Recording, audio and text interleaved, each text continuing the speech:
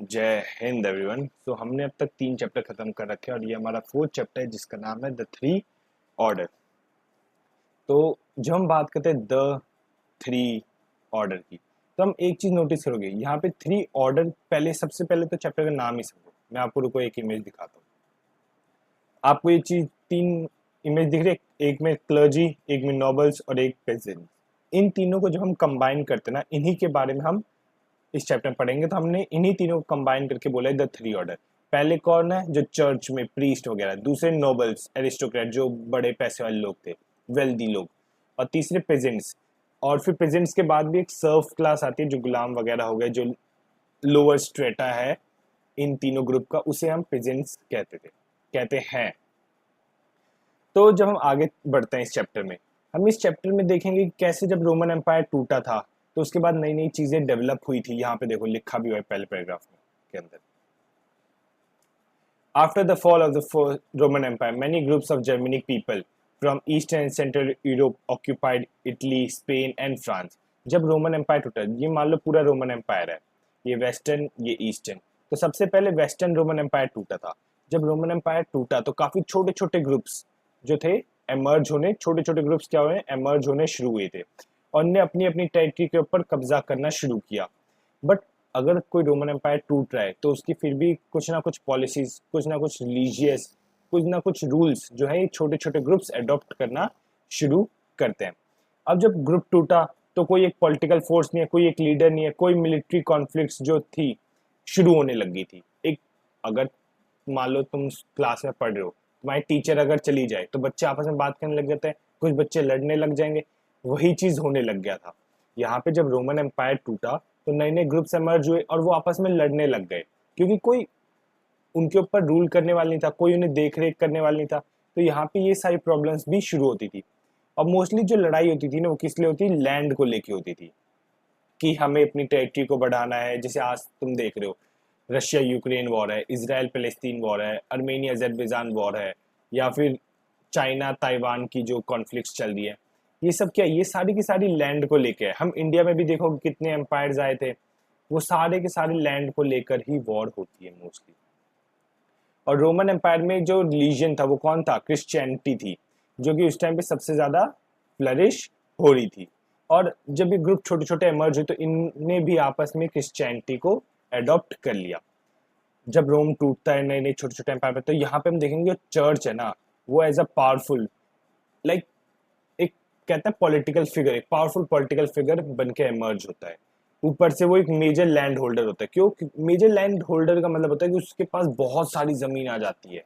अगर आप Indian history से अगर हम इसकी कंपैरिजन करें, इंडियन हिस्ट्री में क्या होता है कि जो किंग्स होते हैं वो चर्च को लैंड ग्रांट करते हैं, जिसकी वजह से जो उस रिलीजियस के बंदे हैं वो किंग को सपोर्ट करे। तो ऐसे ही अगर मैं कंपैरिजन करूँ तो चर्च जो था ना, एक टाइप से सुप्रीम, देखो जो इमेज मैंने तुम्हें दिखाई थी, सबसे ऊपर क्लर्जी थे, तो सबसे ऊपर टॉप पे कौन थे? चर्च के लोग। तो इनके पास ऑब्वियसली लैंड जो थी ज्यादा हो, बहुत हुआ करती थी। किंग्स भी उन्हें डोनेट करते, लोग भी उन्हें डोनेट किया करते थे। और जब हम यहाँ पे बात कर रहे थे थ्री ऑर्डर, फोकस जो हम इस चैप्टर में कर रहे हो, पहला कौन है? क्रिश्चियन प्रीस्ट जो थे, फिर लैंड ओनिंग नोबल्स, और तीसरे कौन आते थे? पेजेंट्स आते थे। इन तीनों को कंबाइन करके हम थ्री ऑर्डर की बात करते हैं इस चैप्टर में। फिर जब हम थोड़ा सा और आगे आते हैं, जब हम लास्ट 100 ईयर्स में देखते हैं कि क्या हुआ था, कि यूरोप के अंदर कैसा गया, तो हम काफी सारे डिटेल्ड वर्क देखते हैं हिस्ट्री, जो हमें यूरोप के बारे में, रोमन एम्पायर के बारे में बताया करती हैं। जो भी हम 3 हिस्टोरिकल वर्क देखते हैं, पहला तो आज हमारा ऑब्वियसली आएगा इंस्क्रिप्शंस हो गए। इंस्क्रिप्शंस, ठीक है, इंस्क्रिप्शंस जो भी दीवार में कुछ लिखा हुआ है या फिर स्टोन्स के ऊपर कुछ लिखा हुआ है, ये सारा। फिर डॉक्यूमेंट्स हो गए, डॉक्यूमेंट्स हो गए। तीसरा जब हम बात करते हैं, तीसरा क्या आता है? स्टोरीज, जो वर्बली हम बोलते हैं। ये तीनों चीजें जो होती हैं, ये हमें हिस्ट्री के बारे में अच्छा खासा बताते कि उस टाइम पे क्या हुआ था, क्या नहीं हुआ था, कैसे इंप्लीमेंट होती चीजें, कैसे इंप्लीमेंट चीजें नहीं होती थी। यहाँ पे यही चीज लिखी कि documents, details of land owners, price, ये सारी चीजें हमें देखने को मिलती है। यहाँ पे ना जितना भी रिकॉर्ड होता था वो कौन रखता था? चर्च। चर्च कौन कौन सा बच्चा पैदा हुआ है, लाइक कब बच्चा पैदा हुआ है, कब शादी हुई है, कब किस आदमी की डेथ हुई है, किसने कितना सामान किससे लिया है, फैमिली का क्या स्ट्रक्चर हुआ करता है, ये सारा का सारा जो रिकॉर्ड है ना, हमें कहाँ मिलता था, हमें इन चर्च के डॉक्यूमेंट्स में मिला करता था। और फिर हम यहाँ पे देखते हैं जैसे सॉन्ग्स वगैरह हो गई, स्टोरीज वगैरह हो गई, कि उस टाइम पे सॉन्ग्स बोलते हैं, स्टोरीज वगैरह, जो फेस्टिवल्स कम्युनिटी एक्टिविटीज होती है उनके बारे में भी हमें बताया करती हैं।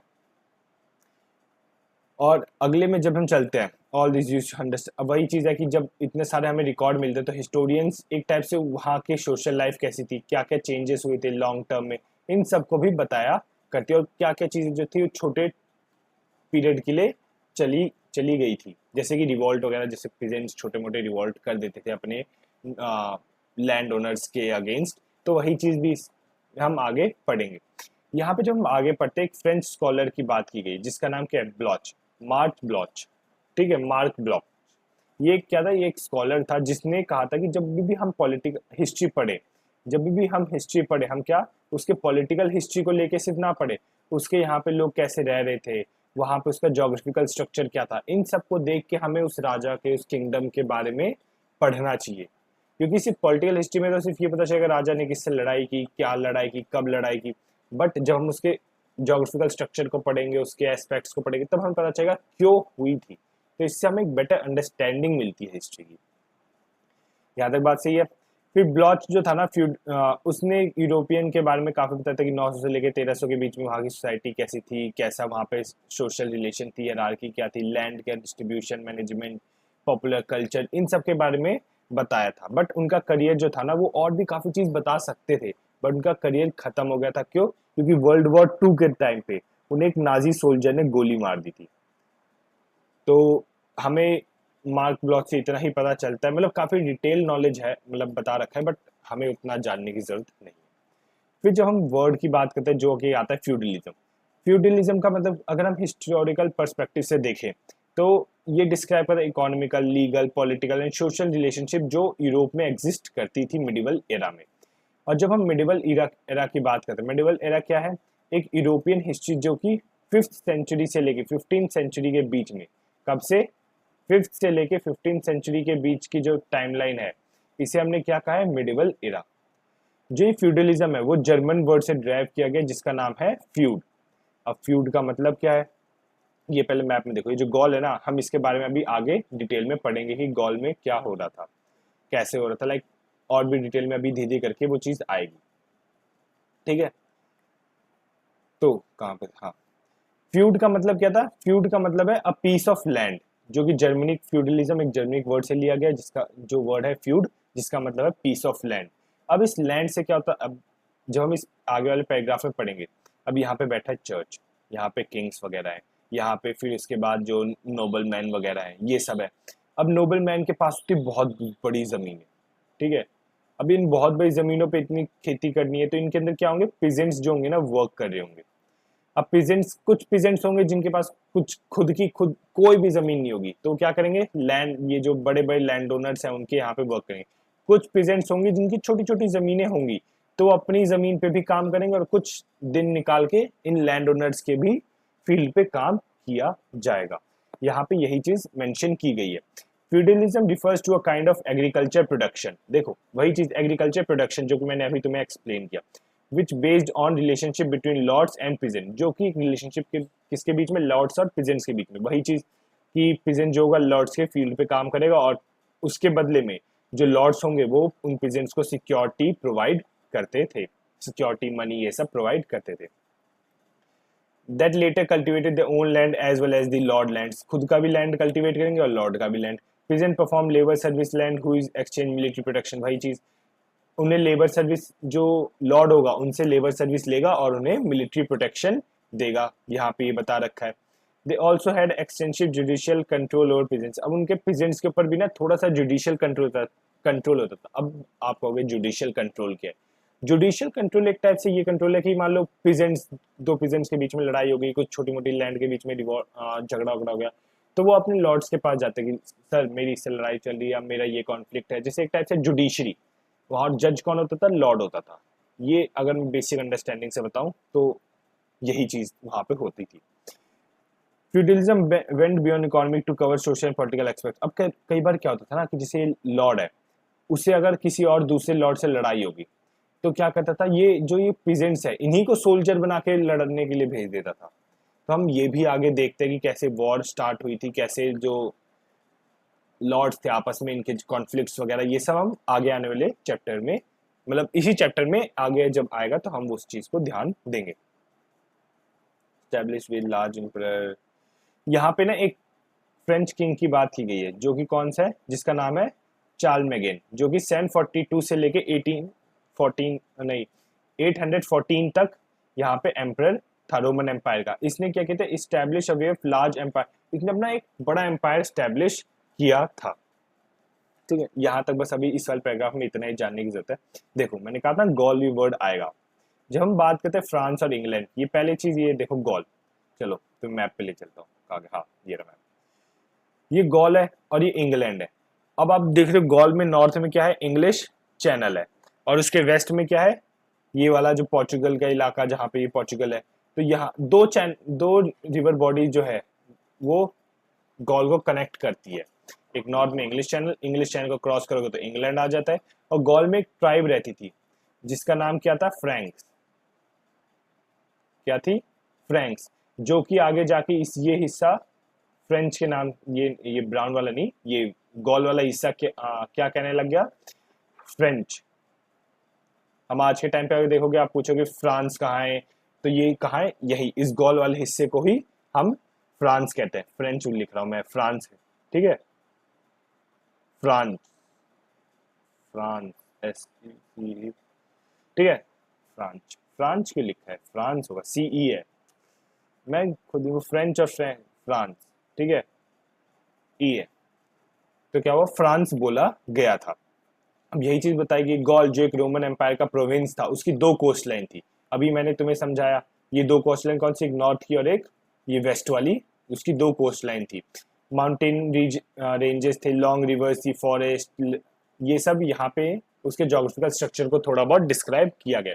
जो फ्रैंक्स थी, फ्रैंक्स क्या थी, यहाँ की जर्मनिक ट्राइब थी, जिनका बाद में गॉल से नाम चेंज हो गया, क्या हुआ, फ्रांस नाम चेंज हुआ। मैंने यहाँ पे वही चीज समझा रखी कि यहाँ पे क्या हुआ, फ्रैंक्स जो यहाँ ट्राइब थी उसने गॉल का नाम चेंज करके क्या रखा, फ्रांस। लाइक काफी टाइम से रह रही थी तो इस वजह से उनका नाम वहां पे फ्रांस शिफ्ट हो गया। जब 6th सेंचुरी में आता है, ये जो रीजन था was a kingdom ruled by French king. 6th century में यहाँ पे कौन रूल करता, फ्रेंच किंग, जो कि क्रिश्चियनिटी को फॉलो करता था। फिर यहाँ पे फ्रेंच हैज अ स्ट्रॉन्ग, अब जो फ्रेंच था उसकी क्या थी, स्ट्रॉन्ग लिंक थे किससे, चर्च के, क्योंकि चर्च ही यहाँ पे करता धरता था, चर्च ही यहाँ पे सबसे हेड हुआ करता था। जब हम 800 AD की बात करते हैं, वहां पे जो पोप था, पोप क्या है, मैंने पिछली वीडियोस में भी आपको बताया था, एक क्रिश्चियनिटी में एक इंपॉर्टेंट फिगर माना जाता है पोप को। तो पोप ने क्या कहा था कि किंग्स चार्ल्स मैगन, जो कि मैंने यहाँ ऊपर बता रखा है, उन्हें एक टाइटल दिया था जिसका टाइटल का नाम क्या था, होली रोमन एम्परर। ठीक है, होली रोमन एम्परर का टाइटल किसे दिया था, चार्ल्स मैगन को। और फिर यहाँ पे फिर एक थोड़ा जोग्राफिकल स्ट्रक्चर बता रखा है कि कैसे नॉर्थ में इंग्लैंड है, स्कॉटलैंड है, 11th सेंचुरी में कॉन्कर्ड ड्यूक फ्रांस, ठीक है, इतना was conquered by duke from French province और नॉर्मैंडी। अब यहाँ पे ये चीज बता रखा है, ऊपर आपको स्कॉटलैंड इंग्लैंड दिख रहा है, यहाँ गॉल से एक बंदा जाता है ड्यूक, और वो यहाँ जाके इंग्लैंड स्कॉटलैंड इन सब पे कब्जा कर लेता है। यही चीज में बता रखी है। फिर जब हम थोड़ा टाइमलाइन के बारे में पढ़ते हैं, जो अर्ली हिस्ट्री होती है ना फ्रांस की, उसके थोड़ा बहुत टाइमलाइन के बारे में बताते हैं। जो क्लोविस था वो किंग बना कहाँ का, Frank became king of Franks. भाई फ्रैंक्स जो जर्मनिक ट्राइब थी उसका किंग कौन बना, क्लोविस। और क्लोविस और फ्रैंक्स ने क्या किया, गॉल के ऊपर कब्जा किया। और क्लोविस और फ्रैंक्स ने क्या, अपने आप को क्रिश्चियनिटी में कन्वर्ट कर लिया। चार्ल्स मैटन जो कि किसके थे, मेयर थे ऑफ उस जगह के। तो चार्ल्स मैटिन का जो बेटा था जिसका नाम क्या था, पेपिन, ठीक है, चार्ल्स मैटिन का जो बेटा था उसका नाम क्या था, Papin. Dispossess the Franks king became the king and establish. Papin ने क्या किया, अपनी ही उस फ्रैंकिश रूलर को हटा के अपना खुद की गद्दी को, मतलब अब पेप्सिन ने क्या किया, फ्रैंक्स के रूलर को हटा के गद्दी को अपने हिस्से में कर लिया और अपनी ही एक डायनेस्टी शुरू कर दी। और उसने क्या किया, इतनी जगह कैप्चर की, जैसे मान लो फ्रैंक्स का ना इतना हिस्सा था, तो पेप्सिन ने क्या किया, इसके डबल का हिस्सा, अप्रोक्सीमेटली डबल हिस्सा पेपिन ने कब्जा लिया था। अब पेपिन को किसने, उसके बेटे जो चार्ल्स मैगन ने क्या किया, उस उनकी गद्दी ले ली। लाइक जब पेप्सिन का रूल खत्म हुआ तो उनके बेटे ने ही उनकी गद्दी ले ली। फिर जब पोप लियो 3 थे, उनने चार्ल्स मैगन को as a holy Roman emperor declare किया। यहाँ पे हमने ऊपर अभी वही चीज पढ़ी थी। और फिर उसके बाद से हम देखते हैं कि जो रेड्स होती, वाइकिंग जो नॉर्वे के जो ट्राइब्स थे, वो क्या कहते हैं, यहाँ पे फ्रांस के ऊपर अटैक करना शुरू करते हैं। ठीक है, चलो अब आगे और चलते हैं। और क्या है, अब हम बात करेंगे एक एक करके ना, हम धीरे धीरे करके जो है तीनों ऑर्डर्स के बारे में बात करेंगे कि कैसे ये वो ऑर्डर वर्क करते थे, क्या इन चीजों में मतलब डिटेल में। अभी तो मैंने सिर्फ ओवरले दिया है, अब हम डिटेल में पढ़ेंगे इसके बारे में। तो जब हम पढ़ते हैं अपना 3 ऑर्डर, मैंने बता दिया था 3 ऑर्डर क्या है, अगर नहीं याद आ रहा तो ये पिक्चर देख लो, सब याद आ जाएगा। चर्च, फिर नोबलमैन्स और पीजेंट्स। ठीक है, इन्हें मिला के हमने 3 ऑर्डर कॉन्सेप्ट को बताया था। फिर यहाँ पे order depending on the work, वही चीज है। एक पहला ऑर्डर क्या करेगा, प्रे करेगा जो चर्च होगा। दूसरा ऑर्डर फाइट करेगा। तीसरा ऑर्डर क्या करेगा, वर्क, जो भी लेबर वगैरह इन सब का काम होगा वो कौन करेगा, ये थर्ड ऑर्डर, मतलब तीसरा ऑर्डर। तो जब हम बात करते हैं अपने सेकंड ऑर्डर की, बुक में पहले पता नहीं क्यों सेकंड ऑर्डर दे रखा है, बट टेक्निकली फर्स्ट देना चाहिए। चलो तो सेकंड ऑर्डर पढ़ते हैं, जिसे हम कहते हैं नोबिलिटी। जब हम बात करें प्रीस्ट के, जब नीचे आते हैं ना हम एक ऑर्डर नीचे, जैसे किंग हो गया, किंग के नीचे ना काफी सारे लोग होंगे जो उसकी टेरिटरी को एक टाइप से देखभाल करेंगे। इनके नीचे भी कई सारे लोग होंगे जो इनकी टेरिटरी को देखभाल करेंगे। तो जो सबसे ऊपर होगा किंग हुआ, फिर उसके बाद ये कौन हो गए, नोबल मैन्स हो गए। नोबल मैन के अंदर कौन आ गए, पिजेंट्स आ गए सारे के सारे। तो अब ये चीज देख लो, अगर एक बंदा है ये नोबल मैन, ये काफी अमीर होगा, इसके पास बड़ा मकान होगा, पैसे होंगे, इसके पास बड़ी जमीन होंगे, और उन पे पिजेंट से वर्क कराएगा। यही चीज हम, और इस सिस्टम को क्या कहते हैं, कैसे सिस्टम वर्क करता था, इसके घर में जमीन में क्या होता था, ये सब हम इस चैप्टर में पढ़ने वाले हैं। तो जब हम बात करते हैं सेकंड ऑर्डर की, तो प्रीस्ट ने अपने आप को फर्स्ट ऑर्डर में काउंट कर लिया, नोबल मैन को किस ऑर्डर में दिया है, सेकंड ऑर्डर में। असलियत में नोबल मैन जो थे ना, वो एक सेंट्रल रोल प्ले करते थे। सेंट्रल रोल प्ले कैसे करें, क्योंकि उनके पास क्या होता है, बहुत सारी जमीनें होती थी, उनका बहुत वास्ट स्ट्रेच ऑफ लैंड हुआ करता था। तो अब इतना ज्यादा कहते हैं जिसके पास ज्यादा जमीन है वो ज्यादा एग्रीकल्चर कर पाएगा, ज्यादा पैसे कर पाएगा, ज्यादा बड़े पे कब्जा कर पाएगा, लाइक इन पावर पे। यही चीज इसमें देखी गई थी। जो सिस्टम था ना, इसे हम वेसलेज कहते हैं। एक प्रैक्टिस होती, देखो यहाँ साइड में, यहाँ किंग है, ठीक है, किंग के नीचे आ गए ये नोबल, नोबल के नीचे कौन आ गए, पीजेंट्स। ठीक है, अब नोब पीज जो पीजेंट्स है उनके लिए जो गॉड होगा, जो इनका जुडिशियल होगा, जो जज होगा, वो सारे कौन होंगे, नोबल होगा। पीजेंट्स के लिए उनका मान लो भगवान, मान लो नोबल है, और नोबल के लिए जो भगवान होगा वो कौन होगा, किंग होगा। अब पीजेंट्स क्या करते हैं, नोबल्स को अपनी सर्विस प्रोवाइड करते हैं, उसके बदले में नोबल्स पीजेंट्स को अपनी प्रोटेक्शन देते थे। और नोबल किंग को, मतलब जो भी एग्रीकल्चर फील्ड का कुछ पोर्शन देता था किंग को, और किंग उसके बदले नोबल्स को प्रोटेक्शन देते थे। अब क्योंकि नोबल्स के पास जब खुद वो पीजेंट्स को प्रोटेक्शन दे रहे हैं, तो किंग को क्या जरूरत है नोबल्स की, लाइक किंग की प्रोटेक्शन की क्या जरूरत है नोबल मैंस को। बट मान लो अगर एक नोबल की दूसरे नोबल के साथ लड़ाई होगी, तो किंग की भी तो आर्मी जरूरत आएगी ना। तो इसीलिए ये सिस्टम बना था, और इस पूरे सिस्टम को हम क्या कहते हैं, वैसलेज। और जो किंग होता था ना फ्रांस का, वो लोगों से जुड़ा रहता था। किंग क्या है, नोबल्स के थ्रू पीजेंट से भी जुड़ा हुआ है। तो इससे क्या था कि ये जो सिस्टम था ना, ये अच्छे स्मूथ तरीके से चल पाता, और किंग की जिम्मेदारी बनती थी कि वो इन सिस्टम को, इस वैसलेज को प्रोटेक्ट करके रखे। Similarly to the practice among the Germanic people to whom Franks governed, big landlords the no, वही जब हम बात करें बिग बिग लैंड ओनर्स की, तो हम बात करते हैं नोबल मैन्स की।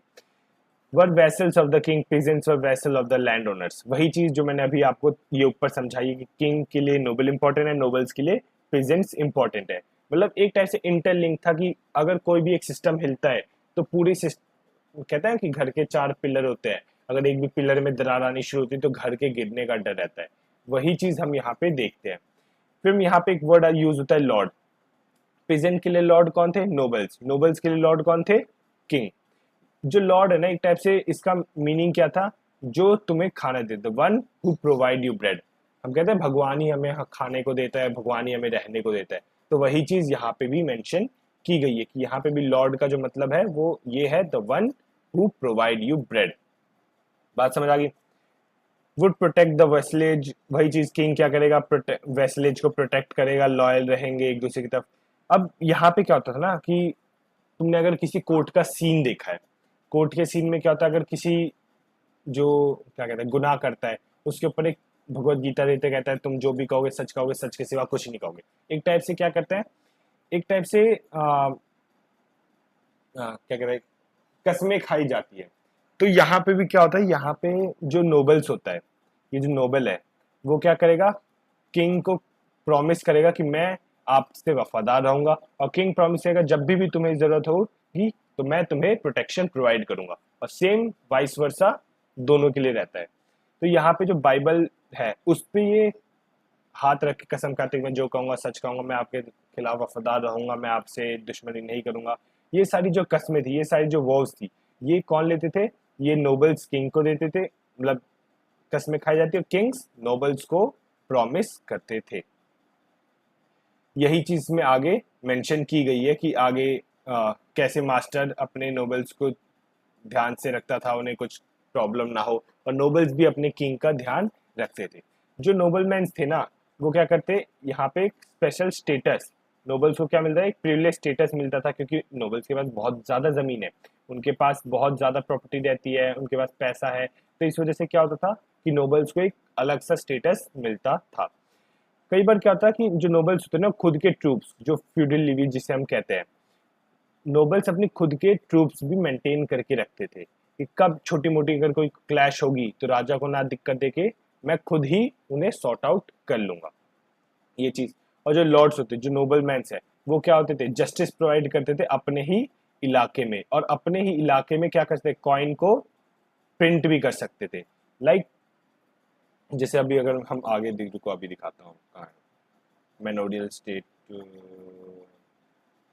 ये दिख रहा है, ये मैप, इस मैप में क्या है, इस मैप में ये पूरा इलाका जो आपको दिख रहा है, इस पूरे का पूरा, ये क्या है, ये उस नोबल मैन की जमीन है, पूरा जहां से लेके ये पूरा का पूरा स्टेट, ठीक है, ये सारा का सारा क्या है, उस नोबल मैन की जमीन है। अब इतनी जमीन होगी तो वहां पे उसे मिलिट्री चाहिए, वहां पे उसे अपना मेंटेन करने के लिए कुछ ना कुछ वर्किंग पेजेंट्स, ये लेबर्स, ये सब की जरूरत पड़ेगी। तो इसीलिए जो क्या होता था, नोबल मैन क्या करते थे, उस इलाके में अपनी मिलिट्री, अपने कॉइन्स को बना के रखते थे। यहां तक बात क्लियर है, चलो आगे चलते। जो लॉर्ड्स थे, he was the Lord of all the people settle on this land, जितने भी लोग उस जमीन पे आ रहे हैं उसके लिए भगवान कौन होता था, नोबल मैन ही कहलाया करता था। He owned a vast tract of land which contained few dwelling, private fields, pastures, home, field, tenant peasants।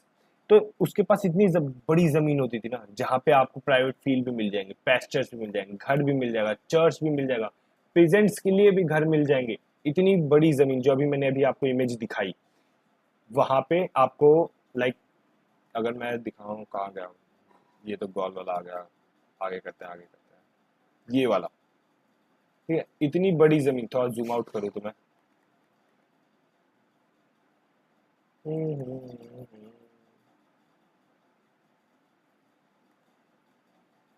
ठीक है ना, इतना ठीक है, इतनी बड़ी जमीन, और जो नोबल है उसका घर का इतना छोटा, देख रहे हो, इतनी बड़ी जमीन में इतना छोटा सा घर, यहाँ पे पीजेंट्स वगैरह रहते हैं इस जगह पे, तो यहाँ पे चर्च वगैरह है।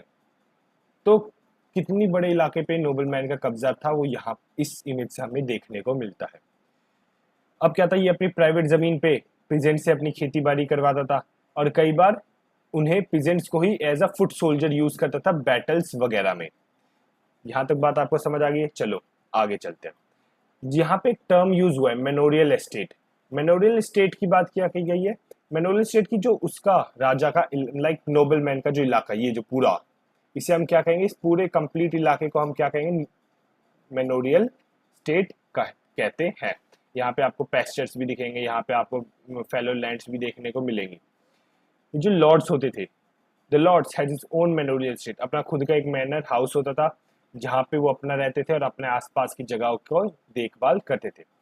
ये क्या करता है, विलेजेस को कंट्रोल करते, कई बार 100 से ज्यादा विलेजेस जो थे ना उसके एक नोबल के अंदर आते, सोचो 100 गांव एक नोबल आदमी के अंदर आता, तो कितना वास्ट एरिया ये कैप्चर करके रखा था। कई बार क्या होता है, डजन्स ऑफ फैमिली, डजन्स, एक डजन में कितने होते हैं, 12 होते हैं, ठीक है। एक डजन इक्वल टू 12, अगर आपने केले वेले खाते होगे तो आपने पता होगा वहां दर्जन के भाव पे मिलते हैं। तो भाई एक डजन मतलब 12, तो 12 से फैमिली। कई बार ये जो होता था लार्ज स्टेट जो होता था 50 to 60 अराउंड, इतना लार्ज हुआ करता था, मतलब मैं तो इमेजिन भी नहीं कर सकता इतनी बड़ी एरिया अगर कोई एक बंदा कैप्चर करके बैठा, मतलब एक राजा नहीं, एक नॉर्मल लैंडलॉर्ड, ठीक है, ठेकेदार कह, लाइक जमींदार कह लो, इतनी बड़ी जमीन लेके बैठा रहता था। और यहाँ पे हर चीज, हर सुविधा जो डेली लाइफ में यूज होती थी, हर चीज मिलती थी। जैसे कि गेहूं हो गया, अपने फील्ड है वहां उगा लो। ब्लैक स्मिथ, लोहार हो गए, वो अपने मतलब बना लो। कारपेंटर है, वो भी यहाँ पे मिला करता था। यहाँ पे बड़ी बिल्डिंग्स मिलती थी। ये सारी चीजें, वेपन से लेके सब चीज यहाँ पे मिला करता था। जो औरतें होती थी वो क्या करती, यहाँ पे सिलाई धागे इन सब का काम करती थी। और जो चिल्ड्रंस होते, बच्चे होते थे, वो क्या कहते हैं, लॉर्ड्स की वाइन फैक्ट्रीज में या वाइन प्रेसेस में, जहाँ से वाइन्स ये सब बनते थे, वहां पे चिल्ड्रंस का काम कराया जाता, चिल्ड्रंस से वहां पे काम करवाया जाता था। अब जो स्टेट थी उसकी क्या थी, एक्सटेंसिव वुडलैंड, मतलब बहुत खेती, मतलब बहुत जमीनें थी, ठीक है, बहुत ही फॉरेस्ट थे, बहुत ही लकड़ियां काट, ये सब हमें मिल जाता था। तो वहां पे क्या होता, लॉर्ड्स क्या करते हैं, हंट भी करता था। तो तुमने अगर पुरानी मूवीज में देखा होगा कि जो राजा कहते हैं शिकार पे जाया करते, तो लॉर्ड्स के पास इतनी जमीन थी ना कि लॉर्ड्स अपनी ही जमीन पे शिकार करने जाया करते थे। देखो अगर मैं अब आपको डिटेल में दिखाऊं, कहाँ है, यहाँ आपको नॉर्थ में देखो क्या दिख रहा है, आपको ये फॉरेस्ट का एरिया दिखने को दिख रहा होगा, ये वुडलैंड्स है, हाँ। यहाँ पे आपको क्या है, वुडलैंड्स देख रहे हैं। यहाँ पे कॉमन पैस्चर, पैस्चर्स क्या होते हैं, अगर आपने थर्ड चैप्टर देखा हो तो आपको अच्छे से पता होगा। पैस्चर एक लाइक लैंड है जहाँ पे एनिमल ग्रेजिंग के लिए लेके जाते हैं, उन्हें घास वास होगी, इन्हें खाने वाने के लिए ये सब लेके जाता। ये फैलो लैंड है, मतलब जो लैंड को खाली छोड़ा हुआ है। फिर यहाँ पे आप देखोगे, यहाँ पे वेस्ट लैंड है ये कोने में, यहाँ पे आपको वुडलैंड देखने को मिलेगा, यहाँ पे आपको ऑटम प्लांटिंग देखने को मिलेगी। ये बीच से रोड जा रहा है इतने बड़े बड़े से, तो ये चीज हमें देखने को मिलती है। फिर ये चीज तो मैंने आपको एक्सप्लेन कर दी है कि ये मैनर हाउस है, कहाँ गया मक्कर से मेरा, ये क्या है, मैनर हाउस है। यहाँ पे चर्च है, मान लो जो लोग हैं जिनकी धार्मिक चीजों से जुड़ी है उनके लिए चर्च बना दी। यहाँ पे एक छोटा सा तालाब है, यहाँ पे एक घर है जहाँ पे पिजेंट्स वगैरह रहते हैं। तो ये पूरा का पूरा किसके अंदर कंबाइन था, ये सारा का सारा मेमोरियल एस्टेट के अंदर कंबाइन था। अब जब हम बात करते हैं pastures, were cattle and the horse at the church of the state castle to defence, ठीक है। अब क्या होता है, कई बार ना जो ये मेमोरियल एस्टेट था वो इतना वेल्दी, इतना एनॉर्मस हो जाता था कि वो अपने आप को कैसल में कन्वर्ट करता है। कैसल क्या होता है, एक डिफेंसिव लाइन होती थी। मान लो तुम देखोगे कि कैसे बताऊं, कैसल का क्या एग्जांपल दो तुम्हें। कैसल एक टाइप से, जो मेमोरियल स्टेट है ना उसकी तो लैंड है और छोटा सा अपना विला बना रखा है, तुम विला कह लो, इज लाइक मैनर हाउस, ठीक है, जहाँ पे लॉर्ड रहते थे। कैसल इज बहुत किले हो गए, अगर तुमने मूवीज देख रहे हो या फिर बुक्स में देखा होगा तुम, तो किले जहाँ पे पूरी घेराबंदी होती है, आर्मीज अच्छी खासी लगी होती है कि उस किले को पूरा फोर्टिफाई किया हुआ है, तो उसे हम कैसल कहते हैं, ठीक है, फॉर डिफेंस वगैरह के लिए। मतलब सोचो लैंड ओनर जिनके पास जमीन है, हर चीज उनके कंट्रोल में है, अब अपना कैसल, खुद का किला बना रहे हैं। तो ये चीज हम कैसल मोस्टली किंग्स के पास देखने को मिलता था, बट अब लैंड ओनर्स भी जो थे, जो लैंडलॉर्ड थे, जो नोबल थे, वो भी खुद का किला बनाता हुआ हमें देखने को मिलता है। जब हम बात करें थर्ड सेंचुरी की, some castles were made bigger for use of residence of knight family. कुछ कैसल्स इतने बड़े बना दिए गए ना कि वहां पे नाइट फैमिली भी रहा करती। नाइट्स कौन थे, एक टाइप से जो घुड़सवार जो लोग होते हैं, जो आर्मी होती है ना, दो हिस्सों में डिवाइड होती है, एक होती है फुट सोल्जर्स, एक होती है घोड़े पे चलने वाली। तो जो घोड़े वाली आर्मी होती है ना उसे हम कहते हैं नाइट्स। अगर आपने चेस खेला, चेस में जो घोड़े होते हैं उन्हें हम नाइट्स कहते हैं। तो कैसल इतने बड़े हो गए थे कि वहां पे नाइट्स की फैमिली को भी रखा जाने लग गया था। In fact England castle were practically known before the Norman conquest and the before the conquest, ठीक है, मिलिट्री पावर अंडर, वही चीज बता रखी है कि उस टाइम पे कैसल जो था धीरे धीरे करके हमें इमर्ज होता हुआ देखने को मिलता है। The man could be completely self sufficient. अब क्या था, जो मैनर हाउस था ना वहां पे पूरा, एक तो पहला सारा सेल्फ सफिशिएंट था, हर चीज वहां मिल जाती, बट फिर भी कुछ चीजें जैसे कि सॉल्ट होगी, ठीक है, मिलस्टोन होगी, मेटल वेयर हो गए, ये सारी चीजें हमें बाहर से इंपोर्ट करनी पड़ती। कई बार लॉर्ड्स क्या करते हैं, अपने बंदे को भेजते हैं कि ये जाके बाहर से लेके आ जाओ। जो लॉर्ड्स थे वो क्या कहते हैं, एक लग्जूरियस लाइफ जीते, उनकी लाइफस्टाइल इतनी बढ़िया थी ना। अब देखो पैसा बहुत है, काम अपने आप हो ही रहा है, सोल्जर्स मेंटेन करके रखे हैं, तो एक टाइप से ऑब्वियसली उन पैसों को यूज करेगा, कहाँ यूज करता, अपनी लग्जरी के लिए। जो चाहे वो बाय करता, rich furnishing, musical instrument, ornament not locally produce, had to gin from pastry. अगर तो कुछ भी उसे, जो भाई पैसा फेंक तमाशा देख वाला सीन यहाँ पे हो रहा था। पैसे उसके पास कमी नहीं थी, जो चाहे वो खरीदता था, जो चाहे वो बेच रहा था। फिर जब हम बात करते हैं नाइट्स की, नाइट्स मैंने आपको बताया था कि दो टाइप के सोल्जर्स होते हैं, एक होते हैं फुट सोल्जर्स और एक होता है घुड़सवार, जिनकी मतलब देखो यहाँ पे लिखा है पिजेंट्स। अब घुड़सवार, मैं पहले थोड़ा सा आपको इस चीज से हल्का सा बाहर लेके जाना चाहूंगा। तो जो पिजेंट्स होते थे ना, उन्हें हम क्या कहते हैं, सोल्जर्स की तरह यूज करते थे, बट ये सफिशियंट नहीं थे। मान लो कि एक अच्छी खासी छोटी मोटी लड़ाई में तो ना पिजेंट्स को बुला लेंगे, बट जो बड़ी लड़ाई होगी वहां पे एक्सपर्ट्स बंदे चाहिए। तो उन एक्सपर्ट्स बंदे को क्या किया, नोबलमैन ने हायर करना शुरू किया। उन एक्सपर्ट बंदों को ट्रेनिंग, ये सब मिलिट्री फंड्स, ये सब प्रोवाइड करने उन्हें शुरू किए। तो जब बड़ी लड़ाई हुई तो क्या चाहिए उन्हें, गुड कैवलरी चाहिए। ये तो ऑब्वियस सी बात है, अगर जब अच्छा एग्जाम होगा तो तुम्हें अच्छी तैयारी भी करनी पड़ेगी। वही चीज हमें यहाँ देखने को मिलती है। तो अगर जब गुड कैवलरी चाहिए, यहाँ पे एक अलग से एक इंपॉर्टेंट न्यू सेक्शन डेवलप होना शुरू करता है, जिसे हम नाइट्स कहते हैं। और ये नाइट्स क्या होते थे, लॉर्ड्स के खिलाफ वफादार होते थे। अब लॉर्ड्स के खिलाफ वफादार रहेंगे तो लॉर्ड्स इन्हें क्या प्रोवाइड करते हैं, लॉर्ड इन्हें एक पीस ऑफ लैंड प्रोवाइड करते थे, जिन्हें हम कहते हैं फीफ। फीफ क्या है, एक लैंड, पीस ऑफ लैंड जो लॉर्ड किन्हें प्रोवाइड करते हैं, नाइट्स को। ये जो फीफ होती थी, ये जो लैंड होता था, ये 100 से लेके 200 एकड़ के बीच में रहता। सोच लो 100 से 200 एकड़ के बीच में कितनी बड़ा लैंड होगा। तो अब क्या होता है, इस जो लैंड है यहाँ पे क्या होगा, नाइट्स अपनी खेती बाड़ी कर सकता है, नाइट्स अपने फैमिली को रख सकता है, नाइट्स अपना चर्च बना सकता है, जो चाहे अपने हाउस को एक टाइप से थोड़ा बहुत वाइन प्रेस बना सकता है, वाटर मिल बना सकता है, वाइन प्रेस जहाँ पे वाइन्स वगैरह बनती है। ठीक है, ये सारा कौन कर सकता है, नाइट्स अपने इलाके में कर सकता था। तो ये देखो थोड़ा साइड में अगर मैं डायग्राम बनाऊं, छोटा ही बनाया हूं, ये किंग का पूरा एरिया है। ठीक है, किंग ने इसमें 4 हिस्से किसे कर दिए, मान लो एग्जाम्पल के लिए बता रहा हूँ, 4 हिस्से दे दिए अपने नोबलमैन को, नोबलमैन 1 2 3 और ये 4 वाला हिस्सा है। ठीक है, अब नोबलमैन ने क्या किया, इसके अंदर भी नाइट्स को ना छोटे छोटे हिस्से डिवाइड कर दिए, कि नाइट्स को इतना हिस्सा तुम्हें, इतना हिस्सा है तुम्हें, इतना इतना इतना हिस्सा तुम्हें। अब देख लो कि कितना छोटे जो डिवीजन था लैंड का, वो यहाँ पे होना शुरू हो रहा था। लाइक पूरा कंप्लीट कंट्रोल तो किंग के ही अंदर है, बट अपनी पावर को डिस्ट्रीब्यूट करके रख रहा था, तभी इतने वास्ट एरिया पे वो कैप्चर करके रख रहा था, लाइक कंट्रोल बना के रख रहा था। As in the feudal manor the land of the fief was cultivated by peasant. अब यहाँ पे भी कौन, जो फीफ थी, जो जमीन है जो नाइट्स को मिली है, वो कौन कल्टीवेट कर रहा था, वो पेजेंट ही कल्टीवेट कर रहा था। और उसके बदले में जो नाइट्स थे उन्हें क्या कहते हैं, एक रेगुलर फी को प्रोवाइड किया जाता था, and promise to fight war for him. ठीक है, in exchange the knights paid his lord regular fees. अच्छा ठीक है, रेगुलर फीस, ठीक ठीक ठीक ठीक। यहाँ पे थोड़ा सा एक एरर है, जो लैंड होते हैं फीफ, उस पे पिजेंट तो कल्टीवेट करते थे, बट लॉर्ड्स क्या करता था, नाइट्स लॉर्ड को पैसे देते थे। नाइट्स जो थे, जो घुड़सवार थे, वो लॉर्ड्स को पैसे देते थे। क्यों, क्योंकि वो पिजेंट्स को भेज रहा है उनकी जमीन पे खेती बाड़ी करने के लिए। समझ आ गया, ये बात समझ आ गई। और जो नाइट्स होते हैं प्रॉमिस करते थे कि लॉर्ड्स को कि हम आपके खिलाफ, मतलब आपके खिलाफ कभी नहीं होंगे, हम आपके साथ हमेशा वॉर में लड़ेंगे। जो नाइट्स होते थे अपनी स्किल्स को इम्प्रूव करते रहते थे, दिन रात मेहनत करते थे, फेंसिंग करते थे, तलवारबाजी करते थे, काफी से अलग अलग टैक्टिक्स बनाते थे, डमीज डमीज जो नकली गुड्डे गुड़िया, मतलब बड़े मॉडल्स होते थे, उनके साथ प्रैक्टिस करते कि कब लड़ाई की जरूरत पड़ जाए और कब वो अपने स्किल्स को शोकेस कर पाए। जो नाइट्स होते थे ना, कई बार क्या था, एक से ज्यादा लॉर्ड के खिलाफ वफादार होते थे। ठीक है, ये चीज थोड़ी बहुत दिक्कत करती थी उस टाइम पे। Knights might serve more than one lord, but his foremost loyalty was to his own Lord.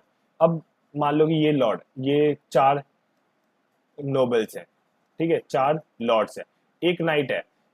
Main जो है ना, ये इस ए वाले का नाइट है, बट कई बार मान लो बी सी और जो डी है, इन्हें भी अगर नाइट्स की जरूरत हुई तो ये ए वाला नाइट बी के साथ भी चल जाता है, सी के साथ भी और डी के साथ भी।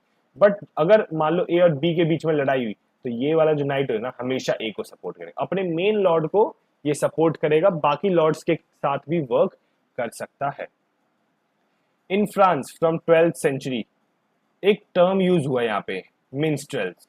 यहाँ पे हमें इस चीज की ना काफी ज्यादा हमें देखने को मिलती है। ये वो लोग हैं जो जगह इधर से उधर घूमते रहते हैं और गाना गाते हैं, स्टोरी सुनाते हैं, राजाओं की, ब्रेव किंग्स की, नाइट्स की स्टोरी को सुनाया करता है। अब उस टाइम पे लोगों को पढ़ना लिखना आता नहीं था, बट मैं जैसे अभी आपको वर्बली कुछ बोल रहा हूँ, जैसे अभी करंटली वर्बली कुछ बोल रहा हूँ, आप सुन सकते हो। बेशक अगर मान लो आपको पढ़ना लिखना खुद नहीं आता, बट आप सुन के समझ सकते हो। तो वही काम कौन कहते हैं, मिनिस्टर क्या कर रहे थे, जगह जगह जाके लोग गा रहे थे, कहानियां सुनाए थे ब्रेव किंग्स और नाइट्स की। जो यहाँ पे मैनर्स में ना, जो लॉर्ड्स की जो घर होता था, वहां पे एक छोटी बैल्कनी बनाते जहाँ पे इन मिनिस्ट्रल्स को बुलाया जाता और उनसे गाना और ये सिंगिंग स्टोरी सुनी जाती। तो ये मैनर्स के लिए क्या था, एक एंटरटेनमेंट का पैक हुआ करता था।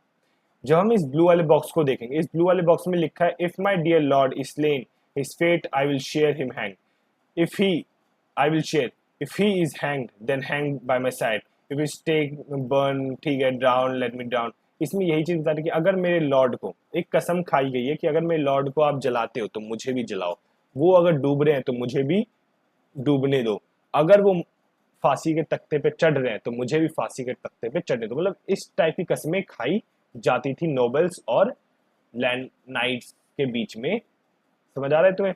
चलो ठीक है। और हम अगली वीडियो में ना फर्स्ट ऑर्डर शुरू करेंगे, जो कि क्या है, हमारे चर्च से रिलेटेड है। कौन सा हमारा फर्स्ट ऑर्डर, ये ना फर्स्ट ऑर्डर क्लर्गी। हाँ ठीक है, ये हम अगली वीडियो में करेंगे, वरना ये वीडियो काफ़ी ज़्यादा लंबी हो जाएगी।